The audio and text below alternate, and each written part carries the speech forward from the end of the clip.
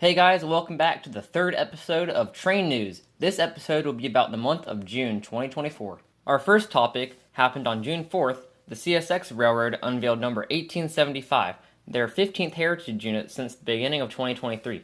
This heritage unit is based off the P&LE Railroad, which ran from 1875 to 1992. And I can't really say it's that bad, honestly. Much better than some of the previous heritage units they've done. The black goes good with the CSX blue, and both the yellow really match, so it's pretty good.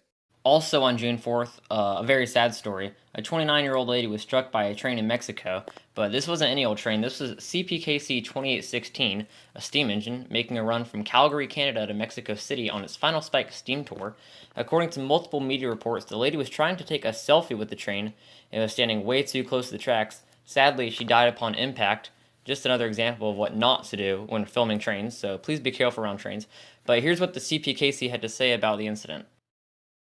We are deeply saddened by the loss of this life and wish to express our condolences to the woman's family and loved ones. For their own safety and that of the crews, all spectators looking at any train must always remain at least 10 meters back from the trains and the tracks. Spectators must never stand on railway tracks, try to board rail equipment, or climb on rail infrastructure. Always use caution around tracks and trains.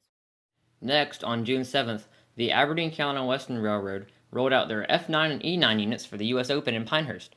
For those of you who are not familiar with golf, the U.S. Open is, well, the biggest golf tournament in the USA, and since the ACWR owns tracks right through the golf courses, they decided they would roll out their most prestigious engines and Pullman cars. They kept them there all throughout the tournament and went back to the shops on June 17th.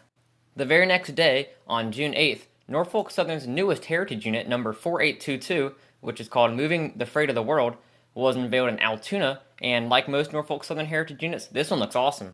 On June 14th, Amtrak opened up a new route, but only for 4 days. What is this route, you ask? Well, it's the U.S. Open Amtrak route, which ran from Raleigh to Pinehurst in the morning and back to Raleigh in the evening. It was a very cool event, and they actually used the Piedmont engines and cars for the trains. The train would bring you right down to the golf course, so you didn't have to walk very far. And something even cooler is, I rode on it, so I'll have a video about it pretty soon, so make sure you turn on notifications and don't miss it. Next, on June 23rd, a BNSF bridge collapsed in Sioux City, Iowa. This happened at 11 p.m. The reason the bridge collapsed was because of a lot of rain and flooding, but luckily the last train to go across the bridge that day was at 3, so nobody got hurt. Alright, and lastly, on June 25th, CSX 1834 was unveiled in Waycross, making it the 16th heritage unit since 2023. 1834 is based off the Georgia Railroad, which operated from 1834 to 1983.